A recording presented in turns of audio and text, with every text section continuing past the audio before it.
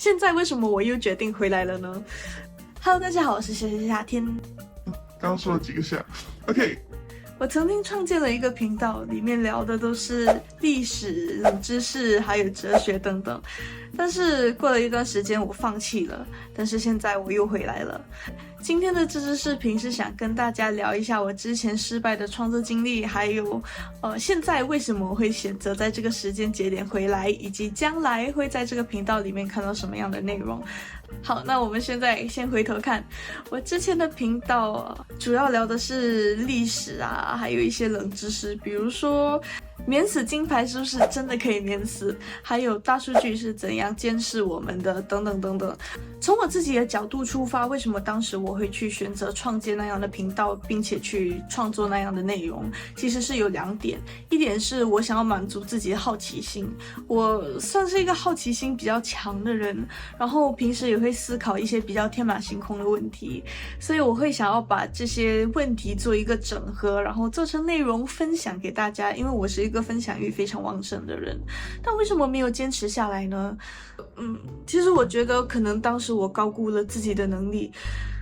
那我所谓的能力其实是指很多方向的。第一点就是我没有办法在镜头面前侃侃而谈。第二点是我高估了自己整合内容的能力。然后在写稿子的时候，我会觉得很有压力。我不想要把我以为是对的东西，但其实是错的东西分享给大家。然后当时在选择阅读文献的时候，也会很执着要用学术文献，因为会很害怕在网上使用一些新闻媒体，他们可能也会犯一些错误，所以导致当时写稿的难度跟写一篇论文的难度是持平的。在每一期视频要产出一篇类似于论文，然后在拍摄、剪辑、找素材，然后再上传的这个情况下，还有我自己的学业，我就发现我自己没有办法去兼顾那么多，所以就选择放弃内容创作的这个想法。现在为什么我又决定回来了呢？因为我觉得可能我找到一个比较合适自己的方向吧。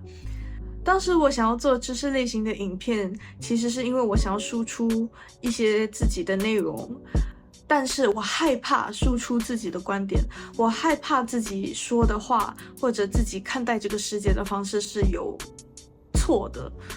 所以当时我选择通过科普，通过我自己感兴趣的角度，然后整合出来的内容输出观点给大家。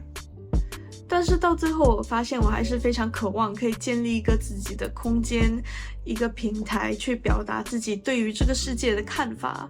然后刚好我来到英国交换，然后我有更多的时间去慢下来，去思考我自己想要的到底是什么。想当然从新加坡到英国生活，其实带给了我不小的文化冲击。我看到了很多风景和这个世界不同的可能性，然后这又激发了我的分享欲，所以我就选择在这个时间节点回来做自己想要做的事情，创作自己想要的内容。可笑的是我已经要大4了，我才能够坐在这里跟大家说，你知道吗？我的求学道路终于稳定了一些。为什么我会用可笑来形容呢？怎么说呢？我求学的道路也不是一帆风顺的，但是我清楚地认识到，其实我比很多人幸运的多得多。那其实我也很感恩我有这个机会去上大学，但是我在大1、大2的时候，其实有想过要辍学。这段经历如果大家有兴趣的话，以后可以跟大家聊一下。然后直到我大3的时候，也就是上一个学期，学校才推动了一些改革，然后我的情况也变得稳定了一些。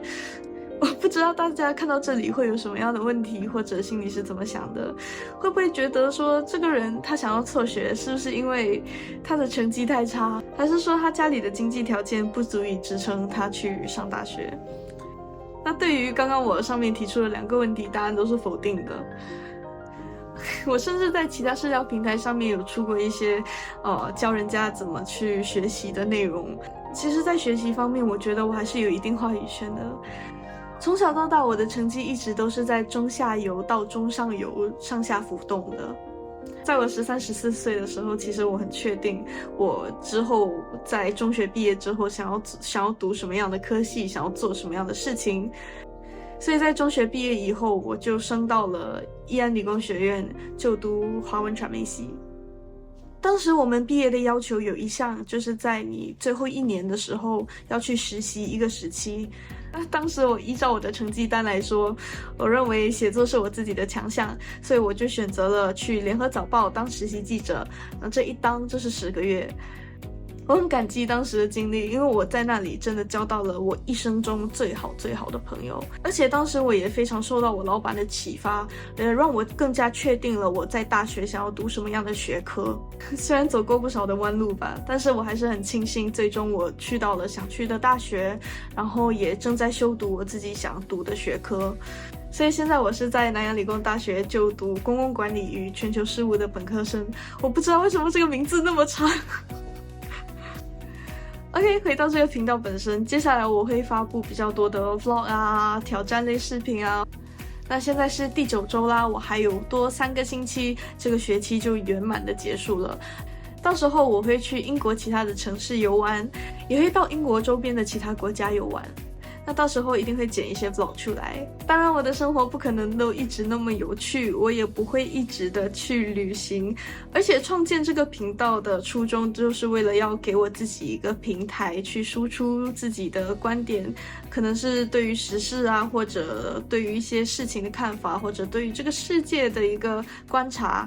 所以大家以后更多的可能会看到的是反应影片啊，或者说talking head video， 就像现在这个样子。我可以跟大家保证的是，在我回到新加坡以后，我会跟我的相机、我的录音设备、我的灯光拥抱，然后给大家呈现一个更好的观看体验。这句话可能听起来很肉麻，但是我希望不管怎么说，接下来的旅程有你们可以陪着我。那我们下个故事见，拜拜拜拜。哇，不是吧？为什么这个拖的那么厉害？今天感觉好像是拖成了黑眼圈，没有黑眼圈都拖成了黑眼圈。天哪，我刚刚一直讲话都是这个样子吗？